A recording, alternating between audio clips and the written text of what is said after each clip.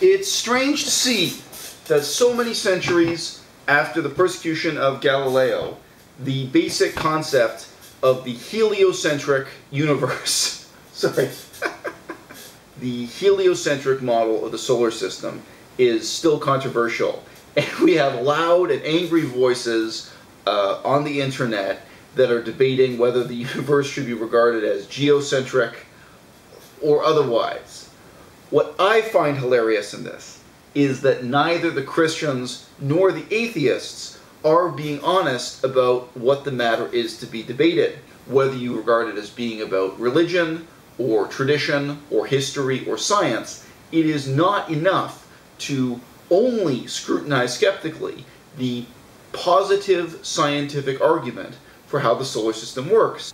It's a point that's actually of great historical significance and even literary and symbolic interest in understanding how the English language evolved to look at what the Bible does say, sincerely and with detachment, about what the shape of the universe is. Why is it that we all grow up with these romantic and poetic terms for the skies, the heavens, as being the vault of the heavens, the heavenly firmament? We've at least seen that in Shakespeare, even if you had a totally secular upbringing.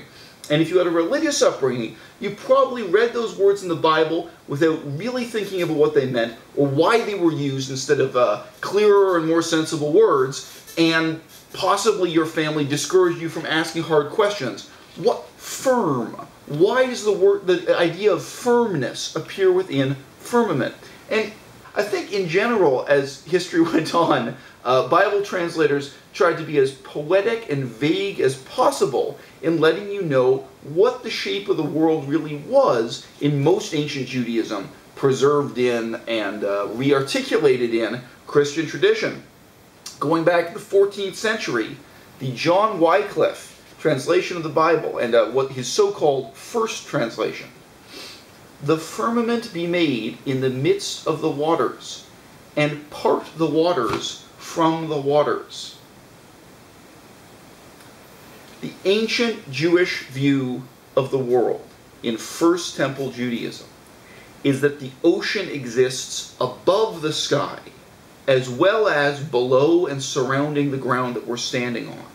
And that when God created the world, He created the vault of the heavens, the firmament, a solid material for the sky, so that the air we're breathing is a bubble with an ocean above it as well as an ocean below it. It's a view of the world that is totally surreal and magical from a modern perspective.